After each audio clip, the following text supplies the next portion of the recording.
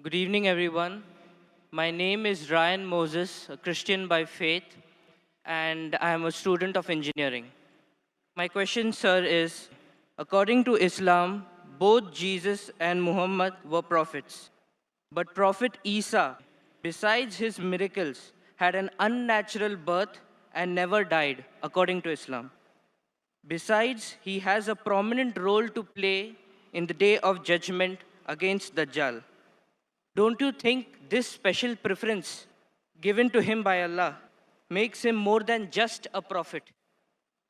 Brother Bayan has asked a very good question. He said that Islam believes that Jesus Christ, peace be upon him, and Muhammad, peace be upon him, both of them are prophets of God. But when you compare their lives, we realize that Jesus Christ, peace be upon Isa alayhi salam, had unnatural birth, meaning that he was born miraculously without any male intervention, and he did not die. So don't these two qualities make him superior to Prophet Muhammad, peace be upon him? Before I reply your question, I would like to make it very clear that Islam is the only non-Christian faith which makes it an article of faith to believe in Jesus Christ, peace be upon him. We believe that he was one of the mightiest messengers of Allah subhanahu wa ta'ala. We believe that he was the Messiah, translated Christ. We believe that he was born miraculously without any male intervention. We believe that he gave life to the dead with God's permission.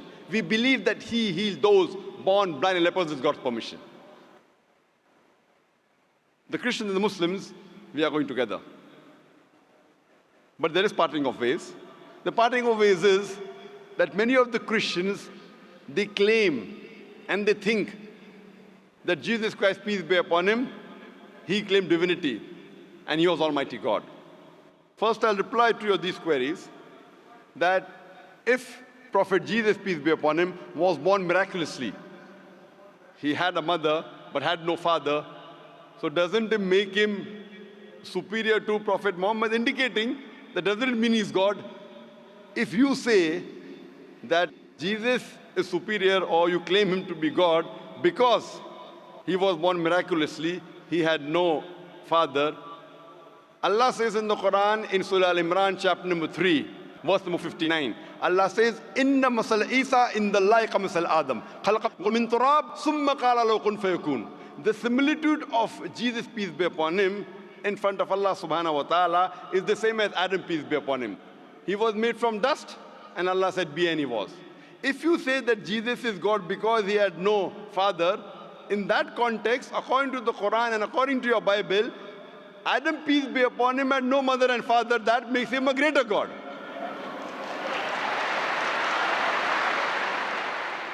Nowhere does the Bible, nowhere does Allah say in the Quran that because the person has no father, he becomes Almighty God. Allah is the best to create. He wanted to show people his power. Normally, a human being is born with a father and mother. He had an example of Adam alayhi salam, who was born without a father and mother. You have the example of Bibi Hawa, Eve, may Allah be pleased with her, who was born without any female. The last example pending was a person being born without a father, which is fulfilled in the birth of Jesus Christ, peace be upon him. Coming to your second query, that we Muslims believe, and even the Bible says, that Jesus Christ, peace be upon him, did not die.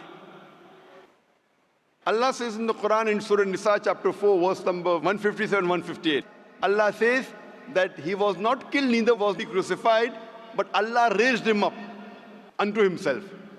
So the question is that if Jesus did not die, he is alive, isn't he a greater prophet than Prophet Muhammad, peace be upon him?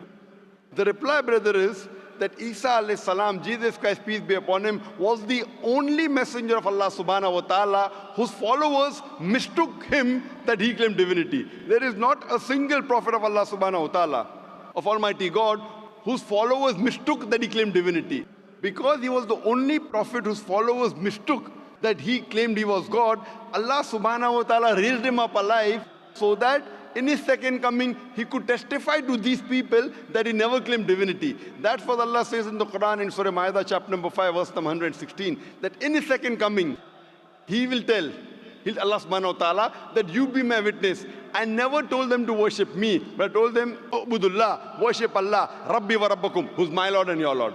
The same thing is mentioned in the Gospel of Matthew, that in his second coming, when people will say, oh Master, did we not do wonders and miracles in your name? He will say, ye evil men, I don't even know you. You depart from here. So Allah subhanahu wa ta'ala, Almighty God, has raised up Jesus Christ, peace be upon him, alive, because in his second coming, he will not give any new message. Because Prophet Muhammad, peace be upon him, is the last and final messenger, which is mentioned in the Quran in Surah Azab, chapter 33, verse number 40. After him and after the Quran was revealed, nothing new can be added or subtracted from the religion of Islam. He will come as the ummah of Muhammad sallallahu alaihi wasallam. He will come not to give any new teaching, just to testify to the followers that he never claimed divinity and he is the messenger of Allah subhanahu wa ta'ala. So the major difference between the Muslims and the Christians is that most of the Christians think that Jesus Christ, peace be upon him, claimed divinity. In fact, if you read the Bible, there is not a single unequivocal statement in the complete Bible where Jesus Christ, peace be upon him, himself says that I am God, or where he says worship me.